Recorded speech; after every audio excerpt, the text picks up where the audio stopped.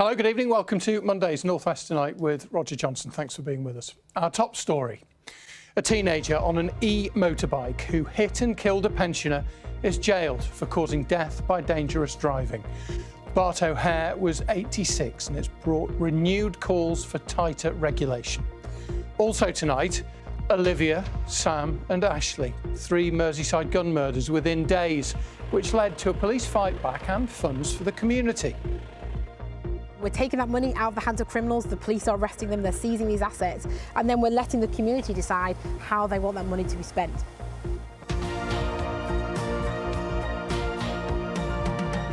The return of Brookside, how the legendary soap is making the oddest of TV comebacks. In the footsteps of Beatrix Potter, as the Lake District farm that she once owned opens to the public.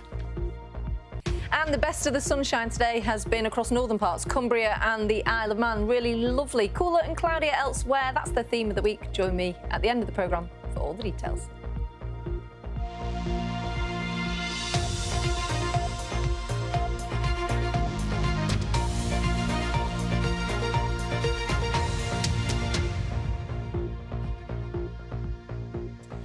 Calls for changes to the law on some e-bikes, effectively electric motorbikes, have been renewed today.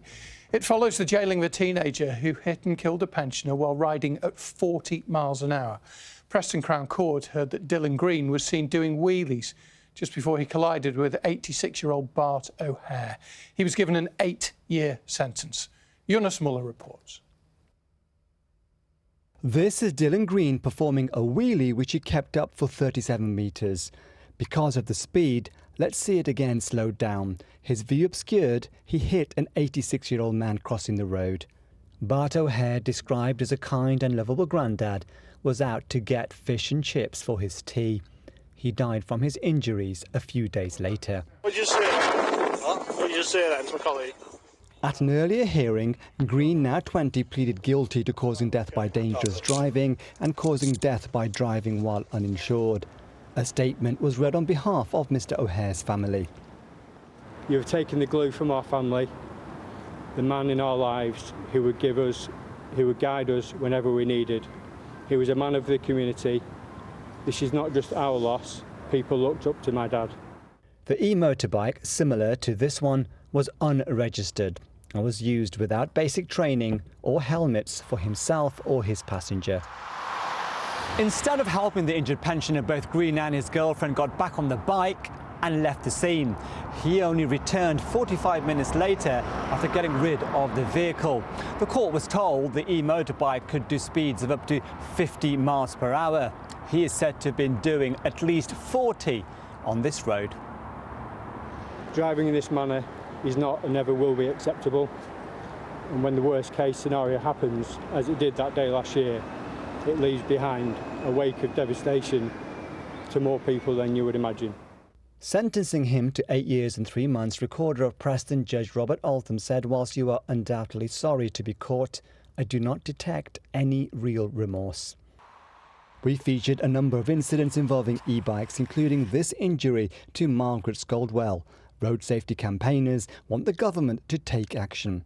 We need to see primary legislation brought before Parliament. We need to see build standards regulated. We need to see training standards within e-scooter riding. And we also need to make sure that it is very difficult for these things to be changed. Bart O'Hare's family say they've been left broken by Green's reckless actions, but today's sentence will see the man responsible for his death jailed. Jonas Muller, BBC North West Tonight, Preston. It is exactly 3 years since 3 shootings in Liverpool in just the space of a few days, including the murder of 9-year-old Olivia Pratt-Corbell. And now her mum, Cheryl, has joined other families bereaved by gun crime to support a campaign against organised crime. It's called Operation Evolve. It was launched just after those 3 murders, and it aims to bring communities together to transform areas which have been blighted by violence. Dan O'Donoghue has this report. It was 6 days of devastation on Merseyside. The murders of Olivia Pratt-Corbell, Sam Rimmer and Ashley Dale in August 2022 rocked the community. In response, Merseyside Police launched Operation Evolve. The scheme was set up to bring down violent crime across the region and regenerate deprived areas. Those murders in August 2022 were the catalyst for Evolve in Merseyside. What we saw was a really strong community response to those murders. We're seeing intelligence reporting on far greater levels than we have done previously. We're seeing reductions in crime, we're continuing our disruption activity, but we're also seeing that real investment from partners and local communities to keep the Evolve momentum going.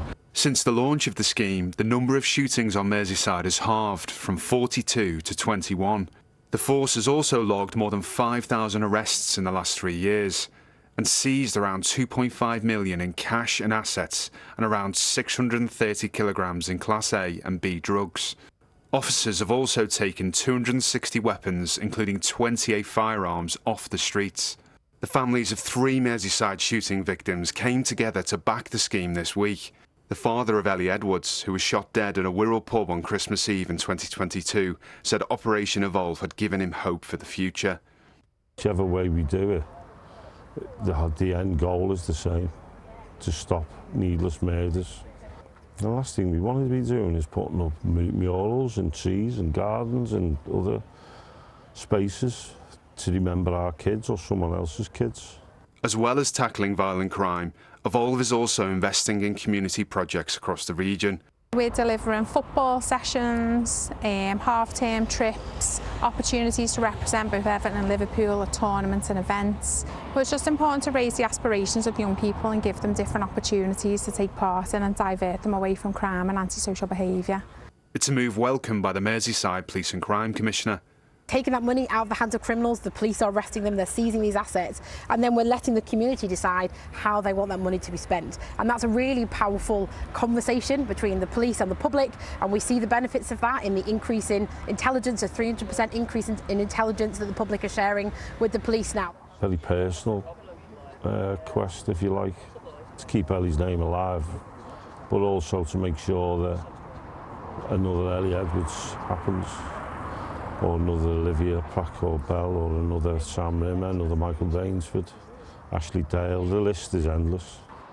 Dan O'Donoghue, BBC North West Tonight. The family of a 13-year-old girl from Tameside in Greater Manchester who was found unresponsive in a flat say that they are absolutely devastated by her death. Katie Louise Horrocks was discovered by emergency services in Huddersfield on the 11th of August. She died later in hospital. A 16-year-old boy who was arrested on suspicion of rape and murder has been released on bail. Plans for the Sir Ken Dodd Happiness Centre in Liverpool have been scrapped. The multi-million-pound project, celebrating Ken's life and career, failed to secure the necessary funding. It was meant to be built next to the Royal Court Theatre and to open next year. A Liverpool football supporter who was arrested on suspicion of racially abusing the Bournemouth forward Antoine Semenyo at Anfield on Friday night has been banned from every football stadium in the UK, but cannot go within a mile of any football stadium. Steve Rotherham has praised the launch of the Century AI programme across schools in Liverpool. The City Region's Mayor says that 4,000 students have improved their grades after using the technology by an average of 10%. It was introduced in 40 schools across Merseyside last year.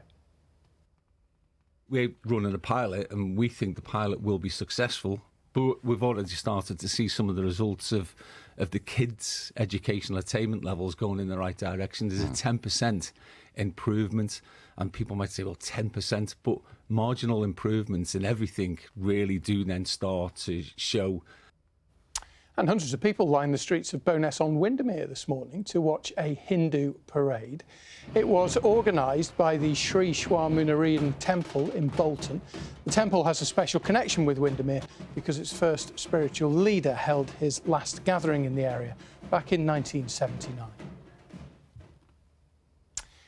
Now, the decline of town centres is something which has been well documented, but if you live there, you might recognise this aerial picture of Stockport because its centre seems to be thriving, and that's because years of investment in regeneration projects is now starting to pay off. That's the new bus station down in the ground there. So much so that the town has earned an unlikely nickname, as Anna Jameson reports.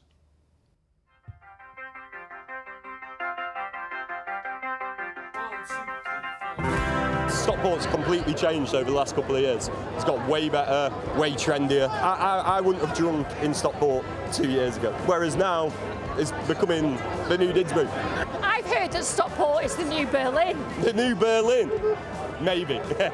The tagline may be a joke that's stuck, but there's method in the madness. Stockport is undergoing a £1 billion regeneration scheme, and the town is unrecognisable. My dad would have come here 20 years ago and he would have called it a ghost town on a night out on a Friday. You can't believe his eyes from what it used to be like. 13 years ago, retail guru Mary Portas chose Stockport as one of her Portas pilot towns. The team spent the £100,000 grant launching this monthly event, Foodie Friday. There was a lot of issues just with bringing people into the town centre. Retail was effectively dying. We cared about our town and we wanted to find a way to bring people back in, and Foodie Friday was key to that.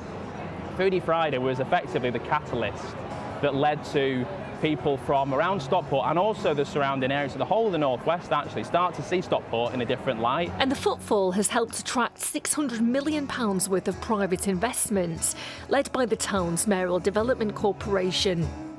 Even the former offices at the Stockport Pyramid have been transformed into an Indian fine dining restaurant, as hailed by local artist Anthony Schmerick. And I've seen a pyramid. They built one in Stockport, a reincarnated insurance headquarters, now an Indian restaurant. So I was in Manchester City Centre before. I feel like everyone says Stockport's like up and coming, like the tram service is going to be coming here in the next few years. And 2 months ago, Mayor Andy Burnham confirmed the long-awaited tram extension. Connectivity as good as the West Coast Main Line is not something everywhere in Greater Manchester can learn from.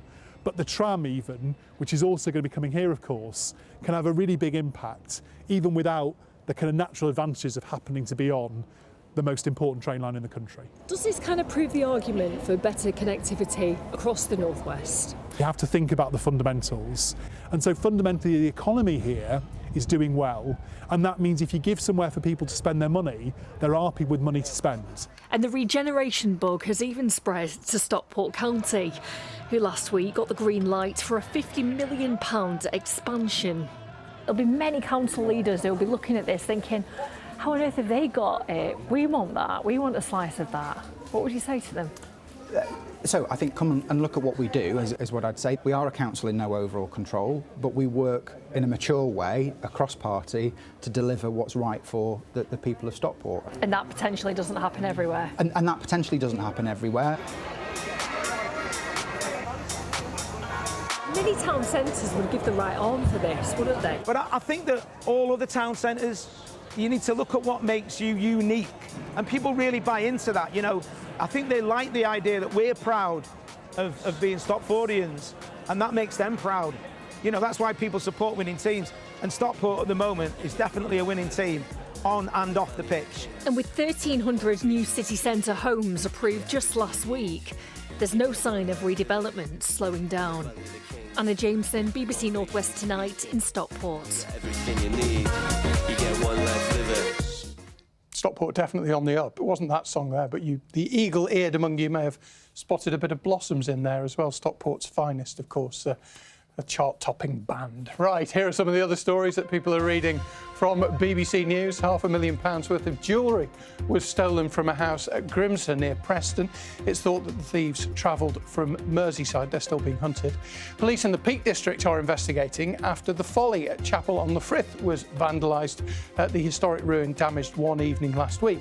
And the first qualifying sessions are taking place this evening for the Manx Grand Prix. The mountain road on the Isle of Man will face closures for the next 10 days or so. You can find out more, as always, bbc.co.uk/local news, or take a look on the BBC News app. There you go.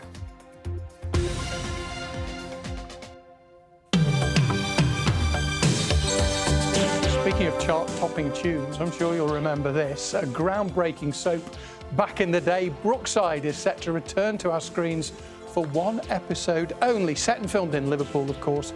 It launched the careers of stars like Ricky Tomlinson, Sue Johnston, Anna Friel, among others, and now it is making a comeback in a crossover episode with Hollyoaks, the soap, of course, which succeeded it. Annie Knowlson has this report.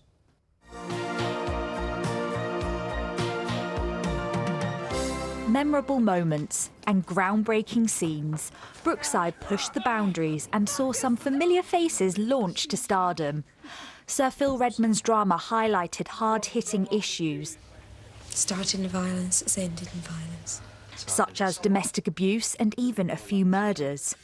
You don't think it's got anything to do with the Jordashes, do you? Nah, you were right. Could have been down there for yonks. And it was a first for British television when Beth and Mandy shared a same-sex kiss before the 9 p.m. watershed. Now, to celebrate 30 years of Hollyoaks, in October an episode will air seeing a return of Brookside characters to mark the milestone. Simon O'Brien was part of the original cast and played Damon Grant. The character was kind of like a lovable scally, I suppose. Brookside had its moment in TV history. You know, it lasted for a fair amount of time, but then, you know, it kind of just fell away for one reason, and Hollyoaks came to the fore. And so for now for the two to kind of combine, it's almost a bit surreal. The show stayed in people's hearts when Hollyoaks took over as Channel 4's flagship continuing drama. When Brookside finished in 2003, it started to be filmed on part of the former set here, and that's still where it's shot today. It will be the first time that The Close has been on television since it famously ended with the message "Brookside closed." I think a lot of people will be tuning in specifically just to see what it's like, maybe have a lot of nostalgic flashbacks to when they were watching when they were younger. But it comes at an interesting time of soaps. And essentially these days they're finding it harder to get big audiences because of our changing viewing habits. Will this show, this little mini revival, change that? I'm not so sure, but will it be a big event TV? Yeah, it probably will. Hollyoaks executive producer Hannah Cheers has described it as a love letter to both the soaps. The crossover episode is set to air in October, honouring the Brookside legacy and inspiring new generations of fans for years to come. Annie Knowlson, BBC North West Tonight, Liverpool. Brings back a few memories, doesn't it? I wonder if they'll get any of Ricky or anyone back in it, who we'll wait and see. Right, let's catch up with sport. Julia is here. This is a story that we have been following for, well, months, weeks, certainly a long time, involving Morecambe, and there's breaking news right now. Yes, Roger, and that is because tonight Morecambe Football Club officially have new owners. A statement on the club's website has confirmed Punjab Warriors' takeover is complete. The statement says, "We can confirm we have received funds from our new owners Punjab Warriors this morning to pay all outstanding wages, HMRC liabilities and all other football creditors, which will all be paid by this Wednesday." The National League have confirmed the current suspension has been lifted, and once all outstanding football-related debt are paid, the current transfer embargo will also be lifted immediately. So hopefully by Wednesday, Morecambe will be able to recruit and restart football operations. 4 of our Northwest sides have begun their Premier League campaigns, with Everton still to play, and it was mixed results after the first games. Diogo Jota was remembered at all games over the weekend, with tributes especially emotional at Anfield on Friday evening. Burnley's top-flight return wasn't the stuff of dreams. Scott Parker's side struggled at Tottenham, going behind after just 10 minutes and eventually losing 3-0. Manchester City looked to be back to their best with a 4-0 demolition of Wolves away from home, Tijani Reinders shining on his Premier League debut. And after a £200 million summer rebuild, this error by standing keeper Altay Bayindia meant it was a 1-0 defeat for Manchester United against Arsenal at Old Trafford. But Ruben Amorim thinks there are signs of improvement. I think we proved today that we can win any game in the Premier League, especially against a great team like Arsenal, and we were the better team. Jack Grealish starts on the bench for Everton tonight as he waits to make his debut for the Toffees, who play their season opener away at Leeds in the 8 o'clock kickoff. The 29-year-old's loan move from Manchester City was confirmed last week, and David Moyes has high hopes for the midfielder. Look, I've only seen him for a few days here live and close up, and he's looked fabulous in how he looks, and he's in good enough shape. So there's lots of good things to like about Jack. Into the EFL now, and kicking off with mixed fortunes for our 2 championship sides. Blackburn Rovers are still looking for their first point of the season after conceding twice in injury time to lose 2-1 at home to Birmingham City. Across Lancashire, it's 4 points from 6 from Preston North End, who got the better of fancied Leicester City at Deepdale. Alfie Devine on loan from Spurs with the pick of the goals from the tightest of angles. In League One, Wigan remain unbeaten after a 2-0 win at home to Peterborough. Christian Sadie's bullet header getting them on their way. Blackpool are off the mark, beating promotion favourites Huddersfield 3-2 despite having 10 men for 55 minutes. Niall Ennis scored twice before being sent off. Lee Evans also on the scoresheet in spectacular style. Crewe are joint top of League Two, Tommy O'Reilly with the only goal against Crawley as they made it 3 wins from 3. It's 2 from 3 for Salford, who secured a 2-1 win over Accrington. Luke Garbutt with the eye-catching set piece. And late drama at Barrow, who conceded a last-minute equaliser at home to Notts County before Lewis Shipley's 97th minute strike gave the Bluebirds a first win of the campaign. On to cricket and a Derby Day double for the Manchester Originals, with both the men's and the women's teams recording wins over Leeds-based Northern Superchargers. After the women squeaked home by 5 runs, Joss Butler led the way for the men with an unbeaten 64 before a Sonny Baker hat-trick wrapped up a 57-run win at a packed-out Emirates Old Trafford. It sets up 2 huge games tomorrow away to Trent Rockets. In Super League, St Helens regained 3rd spot in the table after romping home against Huddersfield Giants. They ran in 9 tries, this one from Tristan Taylor, the standout, in a 52-4 win. There were defeats for Wigan on Friday and Leigh on Saturday, while Crisis Club Salford had their match postponed. Atherton's Keely Hodgkinson made a stunning return to the track, her first race since winning gold at the Paris Olympics at the Diamond League meeting in Silesia. The 800-metre champion ran 1 minute 54.74 seconds, her second fastest time ever in what was her first competitive race in 376 days. Afterwards, Keely said even competing this season had been a doubt. There was a period of time where I didn't know if I would be able to make it back for this season. So now that we have, I just want to enjoy everything. I don't want to waste an opportunity. I don't have 5 races to the World Champs, I've got 2. So it was a matter of making the most of the opportunity. So looking good for Keely, Roger, ahead of the World Championships next month. Like she's never been away. Thank you very much, Julia. Thank you. Right, weather on the way with Kay in a moment. But first, Miss Peter Rabbit, Squirrel Nutkin, Mrs Tiggywinkle. My childhood favourite was Jemima Puddle Duck. Beatrix Potter's beautifully illustrated stories have entertained generations of children, but there was another side to her life, and that was farming. And now the farm which Beatrix Potter owned, Hilltop Farm, next to her home at near Sorey in the Lake District, has opened for public tours, as Molly Brewer reports.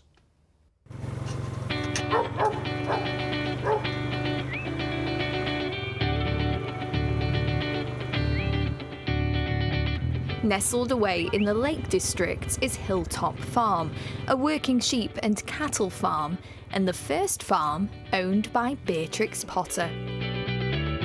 In those days, a really strange thing for a young Victorian lady to do, but she was quite strong-willed. She knew what she wanted, so she bought the farm. She was 39 when she bought it in 1905 with money made from Peter Rabbit, and it soon started a love affair. She got a bit older and her passion swung, and it swung to more to farming. That side of the storytellers maybe got a little bit neglected. It was a bit like her little bolt hole, her little sanctuary. A lot of people don't realise how much of a farming sort of life Beatrix had. They think, oh, she wrote the little books and she lived in a nice little cottage. But she was heavily involved in farming, sheep farming especially. Farming in those days was a very male-dominated, very hard-working, working-class thing. To get that involved in farming from her, A, as a woman, and B, as a Victorian wealthy woman. Extraordinary, really. It was gifted to the National Trust by Beatrix, along with Hilltop House next door, which is a popular tourist attraction. Until recently, Hilltop Farm was strictly behind closed doors. We can't see it today because the cloud and the mist is hanging. But Amy started tours, with farmers struggling to make ends meet. Now, as a farmer, you're expected to have a second job. We just thought, well, we'll just see if this works for us and if it was well received by the public as well. We're just going to gather around that pen there. I'm visiting from Los Angeles, California. I've been seeing the farms, seeing the livestock, and now to actually learn a little bit about how tough it is and what it takes to run a place like this is very fascinating. You can try your hand. I live in Georgia, America. What have you made of the tour so far? The scenery, the animals, just been amazing. It's been a dream come true. I cry all the time. Molly Brewer, BBC Northwest Tonight. Some very happy visitors. Right, let's have a look at the weather. Kay is here, new place on the weather map this week. There certainly is. Keep your beady eyes out. So let's talk about the split in the weather that we've had today. Now, for Cumbria and the Isle of Man, beautiful scenes, warm, sunny elsewhere across the region. A lot of cloud out and about. And we are going to have a lot of cloud as we head through this week. And it will be cooler as well, which might be welcome relief after the heat wave that we've had. If you want to send me your pictures, you can follow me on socials or become a BBC weather watcher. It's always nice to see what it's like where you are. And like I said, this week, a cooler, cloudier week. Now, it will be mostly dry. We do have high pressure in charge. And we are actually looking at a settled weekend at this stage into Bank Holiday Monday. I've probably jinxed it, but hopefully not.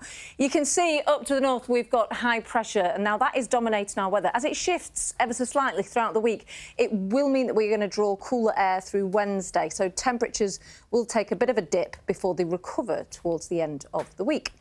Now, today we've had a lot of cloud across many parts. Like I said, though, not for the Isle of Man and Cumbria, and some sunny spells to end the day here. Elsewhere, as we head overnight tonight, we're going to get cloud filling once again back in. Now, over the tops of the hills, you're likely to get some mist and fog and some drizzly bits and pieces of rain. It'll stay mild because of the cloud, 12 to 14 degrees. I think the best of the breaks early doors going to be across parts of Merseyside tomorrow morning. We will get cloud increasing as we head through the day. Thicker cloud could always produce a little bit of drizzle. For most, though, it stays dry. Top temperatures 21 or 22 degrees. Switch over to Wednesday, and it's a very similar day, though I do think we are going to see more in the way of sunny spells developing. But like I said, that high pressure will have shifted ever slightly.